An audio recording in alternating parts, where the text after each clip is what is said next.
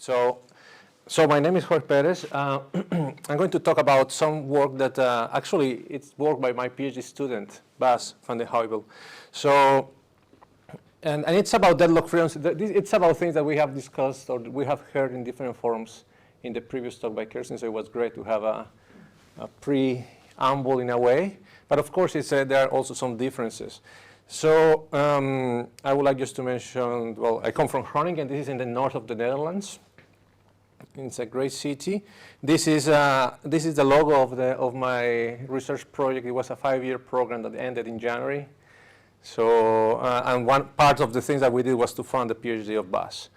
So what is my motivation? One thing that actually is particularly intriguing to me is the idea of well, establishing the correctness of concurrent programs, in particular programs with message passing concurrency. So this is the main driving force for the things that we do, right? So the formal verification of these programs, it's very important. It's also very difficult.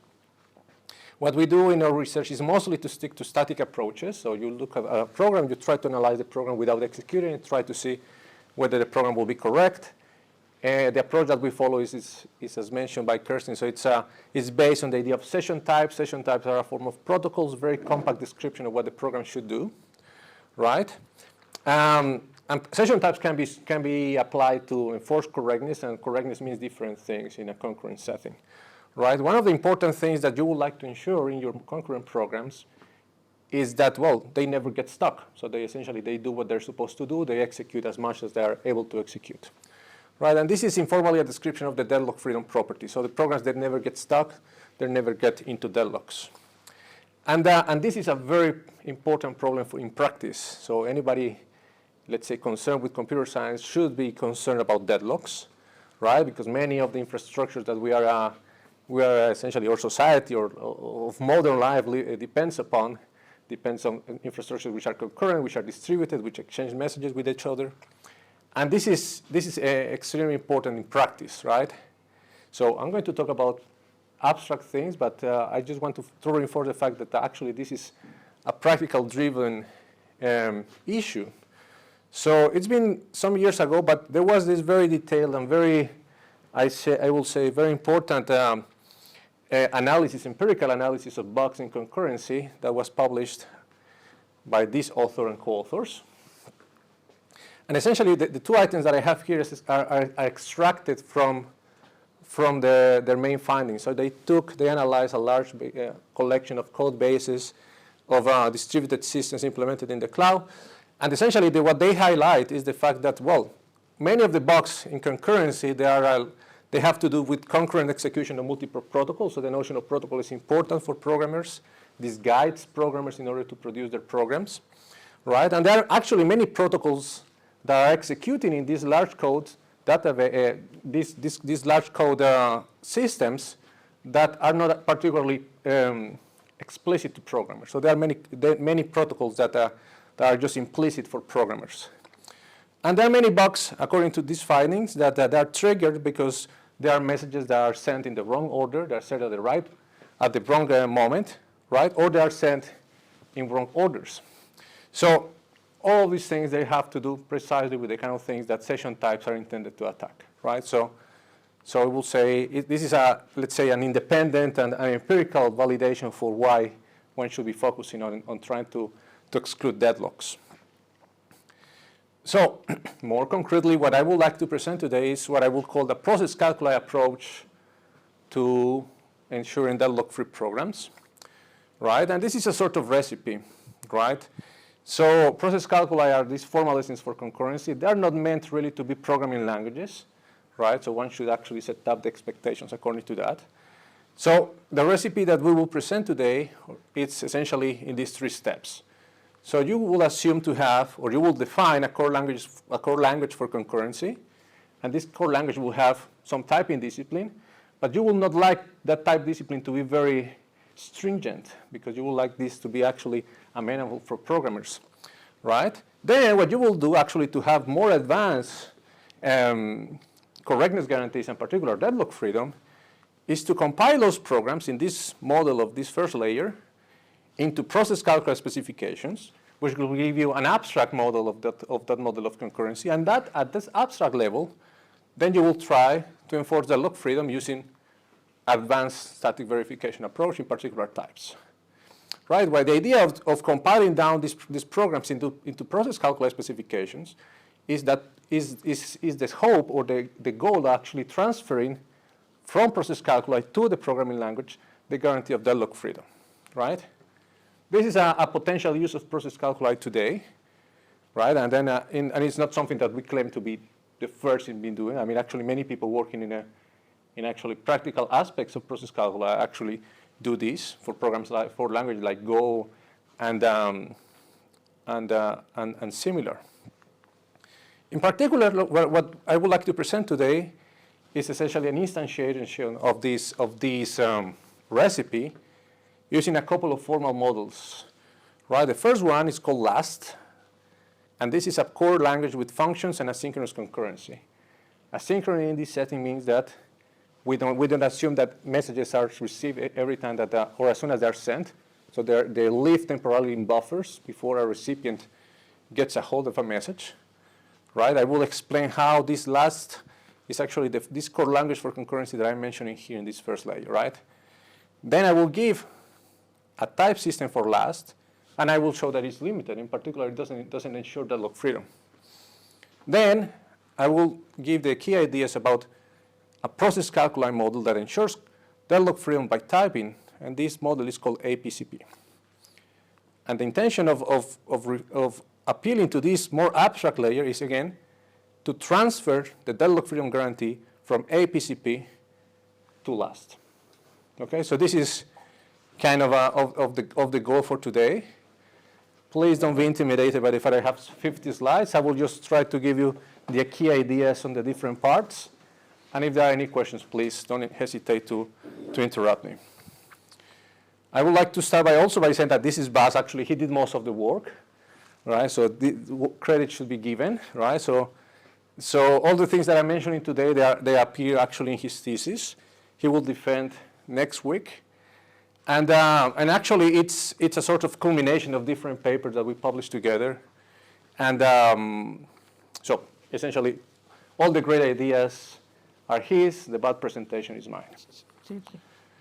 So let me start with last. Last stands for linear asynchronous session types, and this is essentially something that Simon and Vasco introduced in a paper in 2010.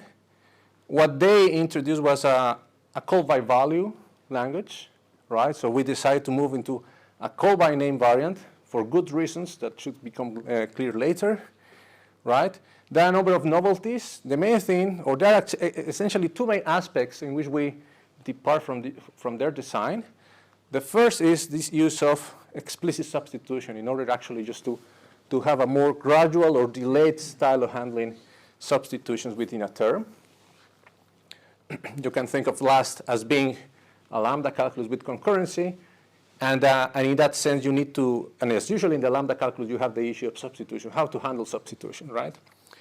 Another thing that we consider here, and this is actually slightly different from what Simon and Vasco do in their formulation, we have an explicit closing of session, so we have a way of actually marking in the program the session has ended, and we do this for garbage collection purposes. So we would like to know when a session is ended so that we start collecting and dropping or erasing carefully all the things that we have created so far.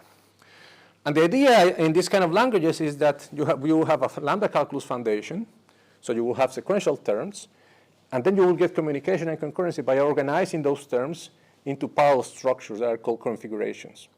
And the idea is that you will have your functional substrate as usual, and then you will have threads that communicate with other threads by using session-based concurrency, right? And the idea in this language, both in our variant but also in the original language, is that you would like to use types as a basic organization mechanism, so as a basic discipline that is not too stringent. So in particular, their type system for last, and our variant actually only ensures protocol fidelity, which is the property that says that well-typed terms or well-typed configurations always follow the intended protocols. right? And the other property that you have here is communication safety, that you never have, for instance, mismatches and errors in communication, right? Their type system and our type system does not ensure deadlock freedom, which actually brings me to the point of why would you like to ensure deadlock freedom? It's always a two-sided coin in the sense that the more correct programs, so to speak, require more sophisticated type systems. And perhaps at a certain level, in particular the programming level, you would like to have something that actually keeps things less stringent, which allows more flexibility in programming, right? But ultimately, at some level, you would like also to exclude things that are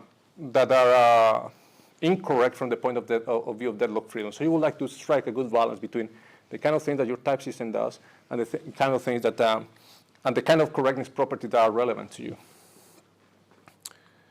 Okay, so I will start by giving the syntax of our programming language, right? So this is last. Again, we have a call by name feature or call by name discipline here.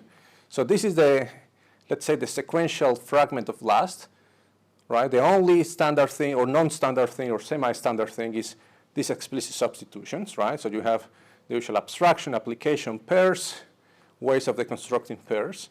And this is like the functional substrate of it, right? So we also have another set of commands, another class of primitives that have to do with communication and concurrency. So you have a way of creating new channels. And channels here are like these, let's say, bidirectional endpoints, pairs of endpoints that are meant to communicate with each other. You have a way of spawning new threads. You can send, you can receive elements on a channel. So the idea is that in send mn, this is something that denotes a channel, and this is something that denotes the payload or the element that is being output. This is the reception. You can select among multiple options, and those multiple options are expressed with this construct. And the idea is that, as in the previous presentation, that there is the idea of using labels as a way of selecting different alternatives for computation. This is the construct that we add in last n, in our variant of last, in order to explicitly say, okay, we would like to close a session, we would like to close a channel that has been already used. So the only, let's say, the only thing that one should consider in the functional setting when thinking about session types is that, well, these are send and receive are essentially transformers of a linear object, right? So if you're sending something, right? So it's actually, this is a sort of function that takes an endpoint, takes a payload, and consumes a bit of the payload of the endpoint so as to obtain a continuation. And this will be clear later on in the semantics. And similarly for this term. So this is essentially something that transforms a protocol that is expected to receive something into a pair of two things, the received object and the continuation for the protocol. Okay, so this is a running example that Simon and Vasco have in their paper, so we would like to see how that running example actually appears in our setting. And it's also a paradigmatic example of the kind of things that you would like to write in these kind of programming models. Right, so this is a three-party protocol. So there is this mother who wants to buy a book for her son, and they interact with a bookshop in order to do so. Right, so the bookshop is ready to receive the title of a book, and then to offer two choices, either buying the book or freely accessing the blurb, so the kind of text that appears on the back cover of the book. Right, so the client can either decide to buy, and in that case, there should be some exchange of credit card information and payment information. Right? If the client decides to get the blurb, then there is no credit card information involved. The shop will directly send the text. Right? And then this is essentially the protocol from the point of view of the shop. There are different ways of implementing this. Right? So what we have here, or what we have in our paper, is essentially the specific case in which the son delegates its session to its mother so that the mother can complete the payment on his behalf. Okay? So this is a three-party protocol. We can model it using binary session types. So we have this particular two binary view into protocols. Right? So there are two different sessions. One connects the son with the shop. And we would like to do that in order for the son to communicate the title of the book to the shop. Right? And we will have another session connecting the mother with the son. Right? So you would like to to the son to tell at some point the mother, look, please buy the book that I have already chosen, right?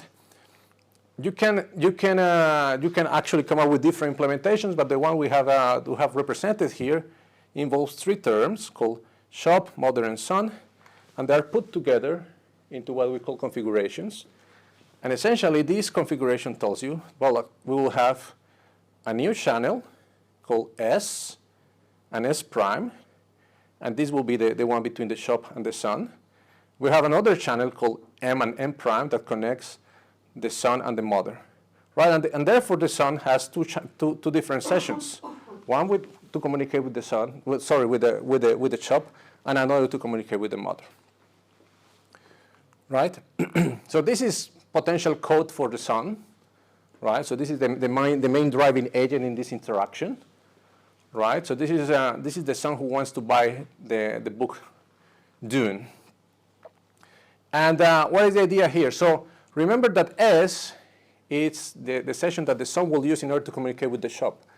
So this first part here is telling you, look, this is communicating to the shop that the book title of interest is Dune, right? The result of this is,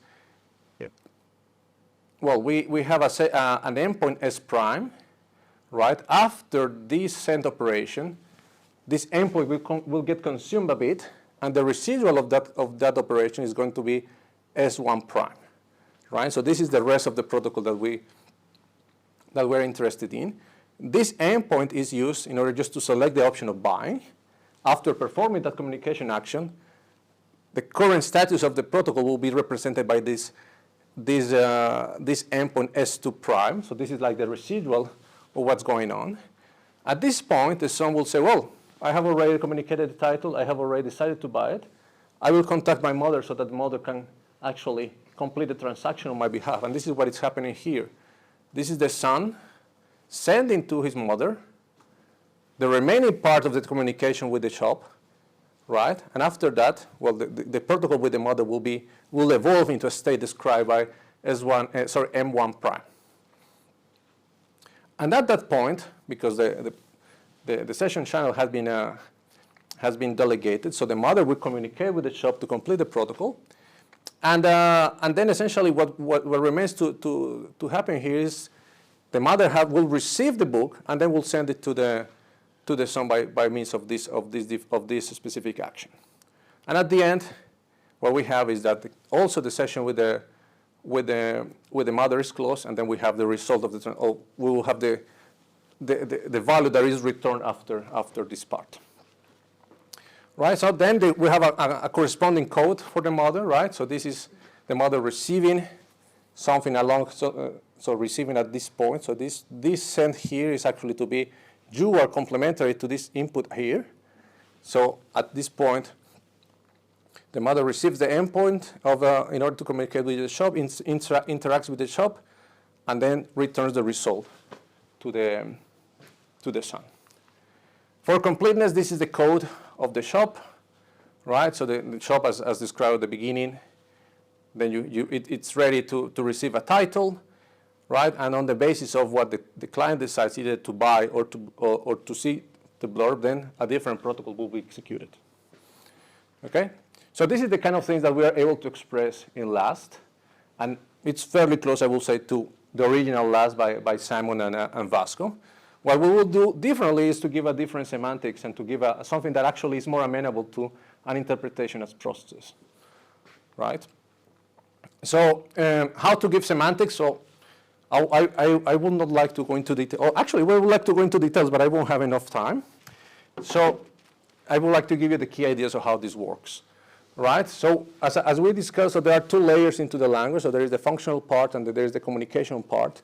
The semantics is described precisely following these 2 layers, right? So there is a first notion of semantics, term reduction, which handles the usual functional operations. The novelty here is this use of explicit substitutions in order to actually have a gradual approach as well when substitution is actually executed, right? Then, in order to describe communication between terms, then we have another reduction relation, one for configurations. That's why we have this little c here for configuration and this little n for terms, right? And the whole idea of asynchrony, the buffer communication, appears at the level of configurations. Okay, let me just, this is the syntax of configuration. So something to be said here is that, well, in essence, a configuration is the parallel composition of multiple terms running at the same time, right? So these C and D are essentially collections of these threads. M is a term. This is to say, well, whether this is the main thread or is a child term, right, in the configuration. So we expect that every configuration will have a main thread and a number of subsidiary child terms.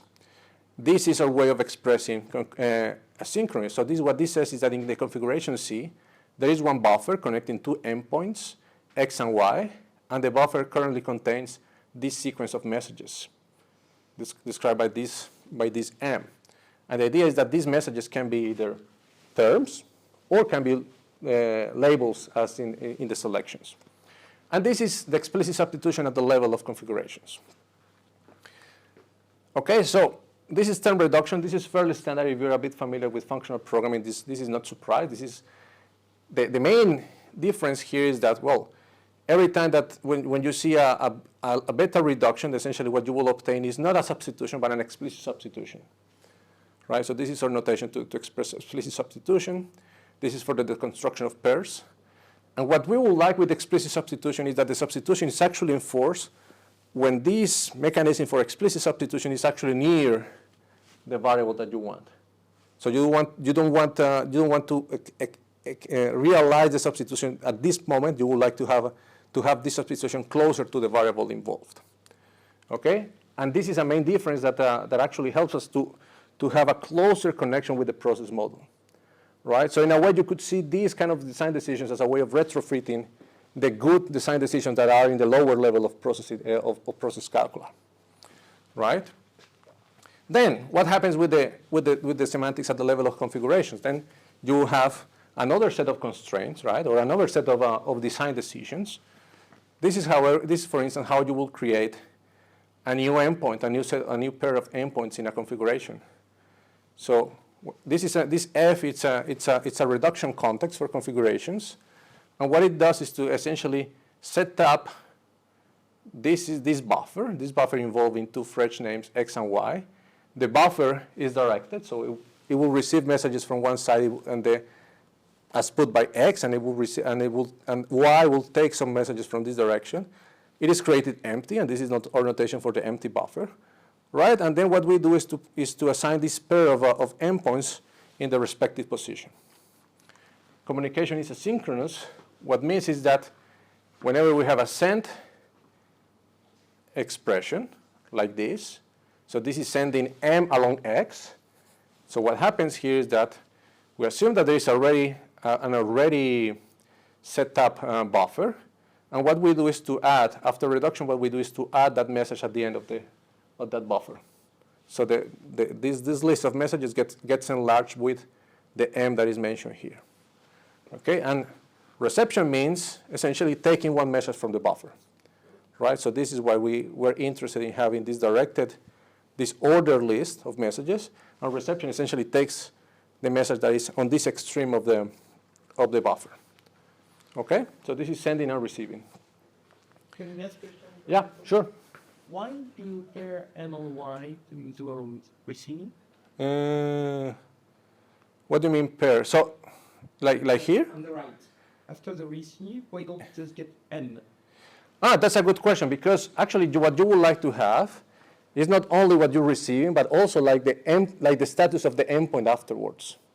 Because what you're thinking is like you're consuming a bit is gradually your endpoint. But yeah, that's a good point. Yes. And actually, that's also another thing that it's good that you ask, because actually it allows me to explain what happens in selection.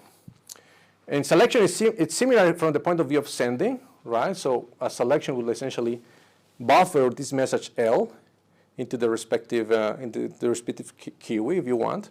And then at the moment of actually making use of that selection, you need both the term that you're selecting, but this term is actually a function. So you also need, in that case, the endpoint, and then you apply that endpoint to what you're receiving, right? So essentially, all the options that you have are functions. And then you receive the function, and then you apply the endpoint to that function. Also, to stick a bit to the kind of novelty that we have in our language, then there is this closing operation. And this closing operation, we have something that is a bit peculiar, at least from our point of view, which is this idea of closing or semi-closing an endpoint, right? When you have this expression occurring in a context, what happens is that the size of the buffer that concerns X is going to be closed, right? And essentially, this is declaring X has nothing to do anymore with this buffer. All the remaining messages in the buffer are there for the moment in which Y will be ready to pick them up. Okay? So what you could expect is that there will be another part of the program in which Y will close, right? And then this will bring us to a buffer that looks with the square here for X, but also the square there for Y. So there are buffers that are kind of semi-closed for one endpoint that's still open for the other endpoint that has not closed yet. And this is actually a very natural consequence of having asynchrony. So what we would like to do is not only to mark the fact that one of the endpoints has closed and the other has not yet closed. What we would like to do with that is that to reach to this state, right? So this is a configuration in which there is an empty buffer. There are no messages. Both endpoints have been closed. So we can garbage collect this into C. So we can we're just cleaning up the things that are happening here, right? This is another reduction rule that helps us to clean up things. And we insert, we incorporate this kind of rules into our model precisely because at the level of processes, we'll be able to in a very fine-grained way to do the same garbage collecting. So you call so we have a symmetric rule of red close for the second endpoint to. No, we don't need that because we use a structural congruence that allows you to handle the symmetric case. So if when in a different position of C, then you will have close Y. Mm-hmm. Then you will be able just to close that part. So so let me just say. So there is under certain circumstances, then you're able just to look this in the opposite way. Because I understood that Y was the receiver there. X would be the standard and Y is the receiver. Or is that? Yeah, that's the intention, yes. But we handled that with types and with the structural congruence, so that things will make sense from that point of view. And the type system would prevent you from closing the receive endpoint when there is still data in the buffer. Exactly. The type would be wrong. Yes. Okay. So what you'd expect to see in a rule when there's an anti-teach message sequence, which should arouse to that, maybe then you should onward to reverse the buffer and close it. Yes, exactly. Okay. No, thanks for the question. So let's see. So we have some other operations, and I won't go into detail into this. Here's a tiny example just to give you an idea of what actually what it entails to have an explicit substitution. So this is actually a bad example from the point of view of me trying to sell this model, because this is just lambda calculus.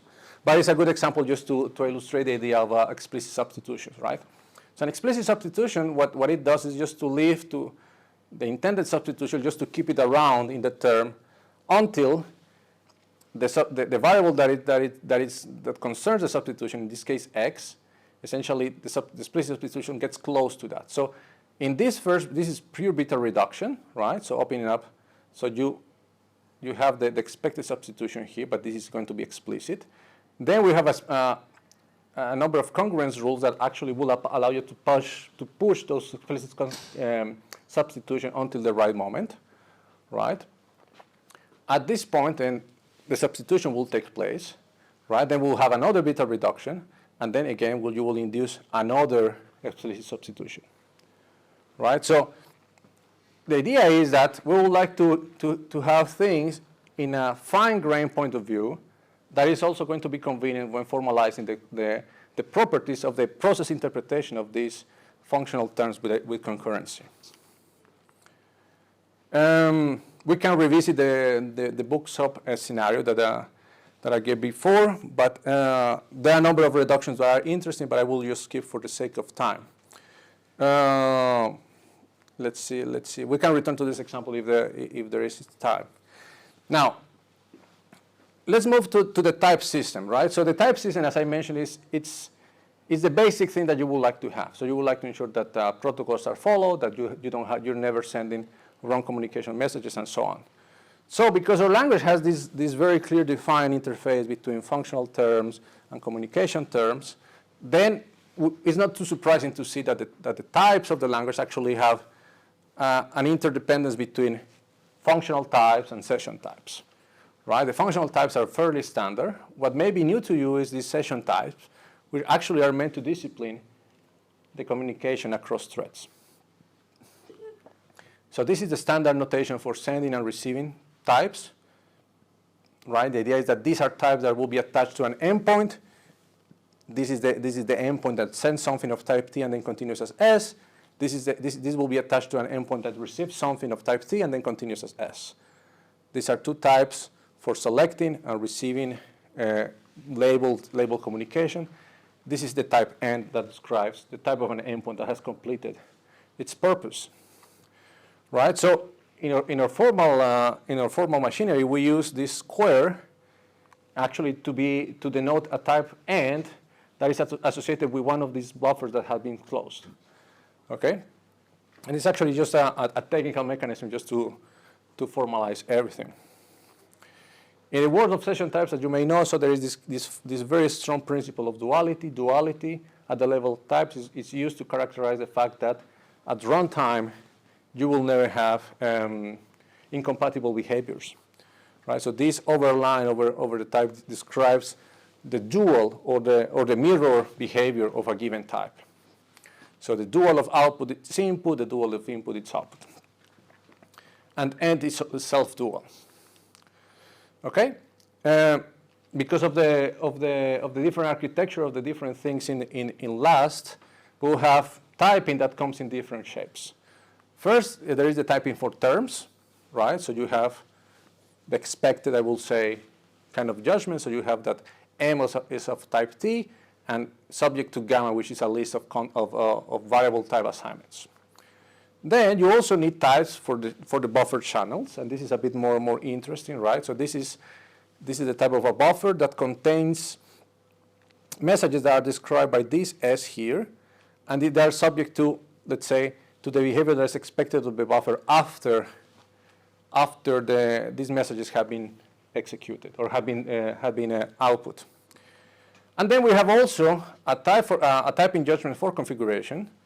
And the only thing that is remarkable here is that we need to have this marker to indicate whether this configuration is the main one or is the main thread in the configuration or is a child thread in the configuration. Okay? Here are the typing rules.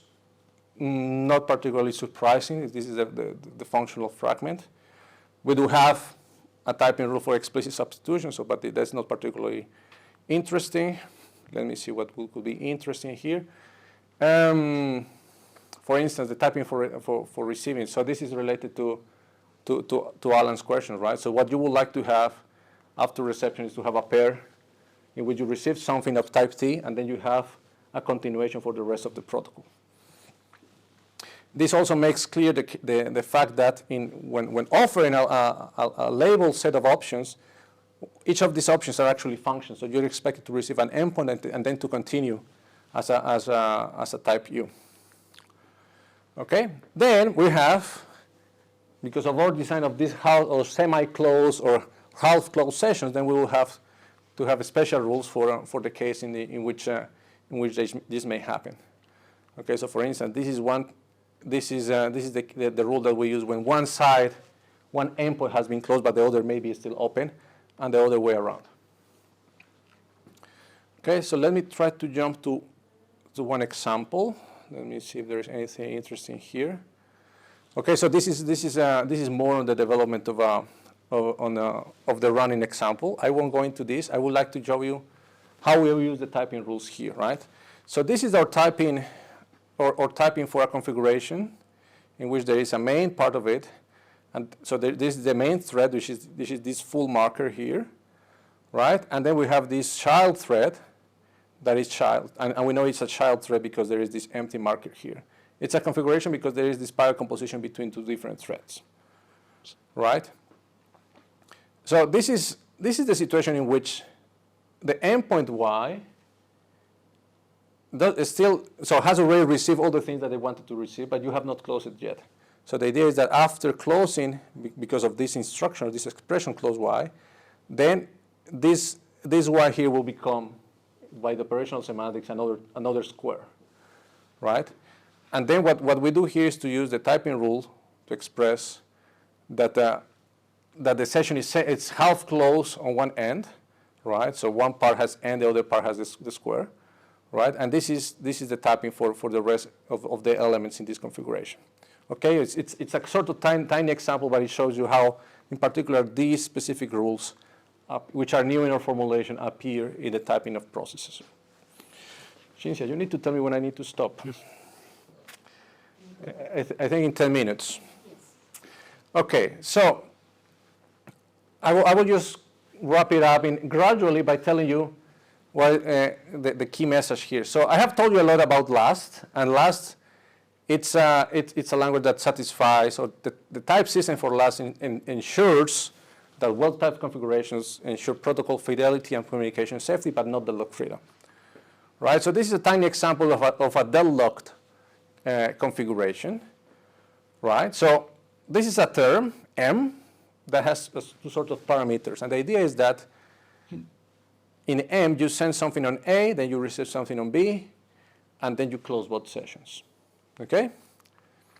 But actually, if you were to compose two occurrences of M with different channels, then this will get deadlocked. And it will get deadlocked for a very subtle reason that has to do with explicit substitutions. Right? What is the idea here? Naively, or in principle, what you would like to do with this M is, if you have two copies of it, then you would like that the message that is sent on X on this instance will be received on the other instance just by swapping around these parameters. But also, quite interestingly, what happens here is that our mechanism of explicit substitution that we carefully crafted in order just to keep things gradual towards an operational correspondence actually allows you to produce deadlock things here. And the solution to deadlock-free, to a deadlock-free configuration is actually quite simple. So you will just need to close things more carefully. So what we do in M is to close both sessions after both communications actions have passed. A deadlock-free variant, what it does is just to close the session after you send, then you receive, and then you close the session afterwards. If you think about this, it's quite subtle, right? But it's sort of a self-inflicted pain in our design of explicit substitutions, right? But it's actually quite hard to catch. Right? So what we would like to have is a general technique that excludes this kind of deadlock situations like the one in M, in a way that is effective, and in a way that we don't just have to go and check all these very subtle details. Right? So you could either at this point to give a stronger type system for Last, right, so as to exclude deadlock freedom, or to exploit an already existing type system that ensures deadlock freedom for processes, and to connect the both layers by an encoding, by a translation. Okay, and fortunately there exists already, at that time that we had already developed APCP. APCP is a sort of session type pi calculus in which you have deadlock freedom. By typing, this is largely due because of the Curry-Howard correspondences between linear logic and session types. APCP stands for asynchronous priority-based classical processes, right? And the idea is that we would like to see, we would like to obtain protocol fidelity, communication safety, and deadlock freedom by typing. And we introduced APCP for a different purpose, so in order just to have a decentralized analysis of multi-party session types. And the principle was more or less similar. So we have multi-party session types. You want to ensure deadlock freedom in very sophisticated scenarios, then we use APCP as a sort of underlying model for that. Okay? And now what we do is to use this APCP in order to provide an abstract foundation for Last. This is the syntax. Asynchronous means outputs do not have continuation. So this is what this particle means here. The idea is that you're sending a message A, and B plays the role of the continuation for the rest of the protocol, right? The input will receive the message, and we will receive the continuation for the protocol here. Okay, selection is also an asynchronous operation. Branching has the same meaning as before. Here we use this I to indicate labels. And restriction has this shape, right? So we have two endpoints, dual endpoints in P, and we denote them like this. We can have more of a more standard notation for synchronous-like communication. So this is syntactic sugar to express that we're doing an output and then we're executing P, but actually this is just the concurrent execution of an output particle with a process next to it. Okay, let me just go to the point in which we illustrate what asynchronous means here, right? So here we have two sessions, right? So one session has to do with X and Y. The other session has to do with Z and U, right? So what we ensure in APCP is that the two outputs on the session of X, actually they are ordered. They are enabled. They occur enabled, but they are ordered because there will be a typing discipline ensuring that the continuation passing will be done carefully. The operations on U, they are independent from the other sessions, so there are different orders of execution. This is the type system for APCP. The main important thing here is that we introduce the concept of priorities into the system. And essentially what we do here is an extension of the work by Simon and Ornella on priority-based classical processes by bringing that machinery into the asynchronous setting and by considering actually recursive types.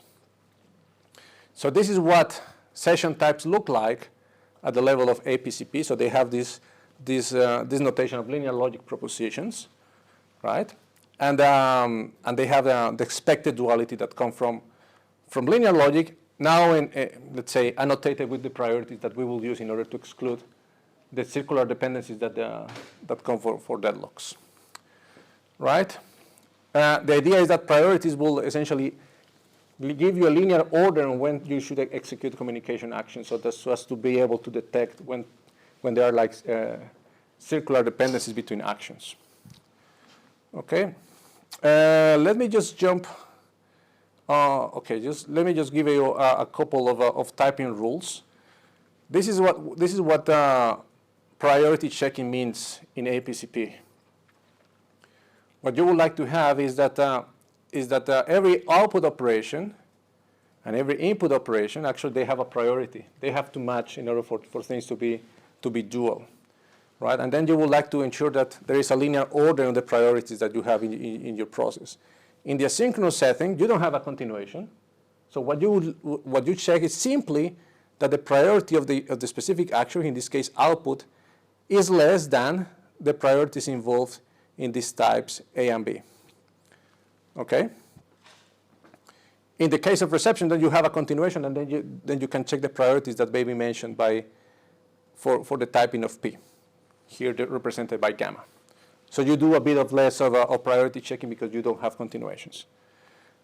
We can derive a typing rule for the sugar syntax for output.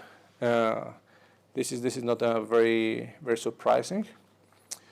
Let me just skip the example because I want to jump directly to the point in which we obtain the properties for Deadlock-freedom. So the idea is that in APCP, we have the guarantee that if a process is well typed under a closed environment, then the process is either structurally congruent to 0, so it does nothing, or it's able to reduce, right? This is the sequence of results that we follow, right? So there is an idea of liveness, and then we say that a process is live when it's able to do something. In the asynchronous setting, this is a bit subtle to define, right? Because now we have less blocking actions that you will typically have in the synchronous setting, right? But we have deadlock freedom by typing. So, and this is the last slide that I would like to present today. So how actually we can transfer this deadlock freedom result from APCP to LAST, right? There is a key idea in this translation, which is about the call by name element in general between connecting lambda calculus and the pi calculus, right? What we would like to have is very strong connections between last and APCP. And these strong connections are formalized by operational correspondence properties, right? And if you observe what is the typical situation in last, then you will see that variables have or play two roles, right? They are placeholder for future substitutions, right? Until an appropriate explicit substitution gets close. And they are also, in the concurrent setting, so they are also access points for values from the buffer, right? So this is the two uses of variables in last.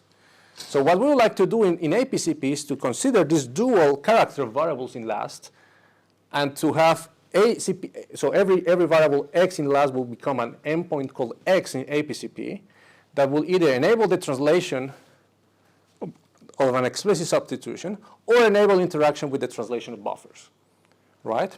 So the variables are actually there just to send ping messages in order to unlock things at the appropriate time, right? So given a configuration, we define a process that looks like this, and this is a process that translates the functional configuration C into a process where this Z, as usual, is a fresh name. And this is typical of translations from functional calculi into the pi calculus, right? And these are the properties that our translation satisfies. So this is something that we consider a very strong set of properties. So completeness is kind of the easy property, right? So you have one step in last is mimicked in multiple steps by APCP. The more interesting case is when you have the translation of a last configuration goes into multiple steps into a process, right? And this means that there is a corresponding set of reductions in last that can eventually be related to the process that we obtain at the beginning. And having these soundness properties is actually the most technical part of it. And it's also critical in order just to be able to transfer deadlock freedom from APCP to last. Considering the time, I will stop here.